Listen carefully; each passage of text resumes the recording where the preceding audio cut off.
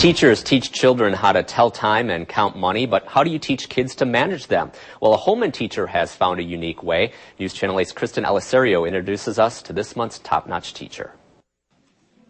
At the beginning of every year, Mrs. Lipke's 4th and 5th multi-age classroom writes a class constitution and holds elections. The Congress creates the rules of the room and the consequences, like what are the fines going to be.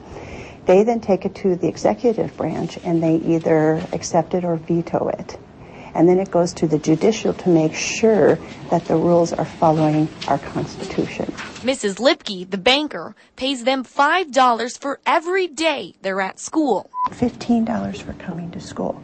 And what other jobs did you do this month? In addition, students can apply for classroom jobs to earn extra money and even start their own businesses, like selling bookmarks. Well, I had like this kit that I got for Christmas, and it had some punched out stuff, so I would buy construction paper and I'd paste them on. And each month, students visit the bank where they can cash checks, get paid for the work they've completed, and pay bills. Did you put your deposit in first? Students must pay $5 fines for things like talking or not putting their name on an assignment.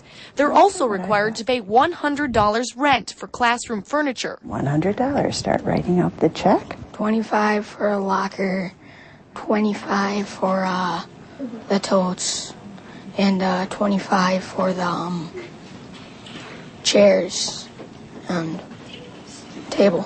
When Sam visited the banker this month, the rent he owed, in addition to some hefty classroom fines, took all but 50 cents from his savings. Well, I thought I was going to go homeless. If they can't pay rent, Mrs. Lipke takes their chair and asks them to find another quiet spot in the room to do their work.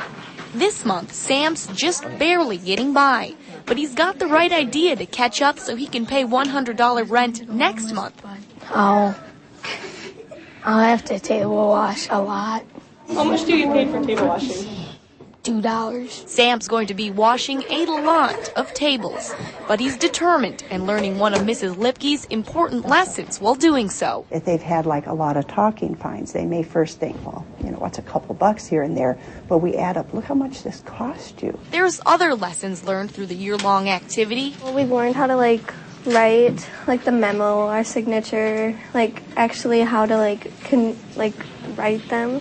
Usually, I wouldn't know how to. And because she has her students for 2 years, Mrs. Lipke is teaching big picture, lifelong lessons too. They change their roles. Like the 4th grader coming in who's always been the top of his class. He finds out there's people who know more than he does.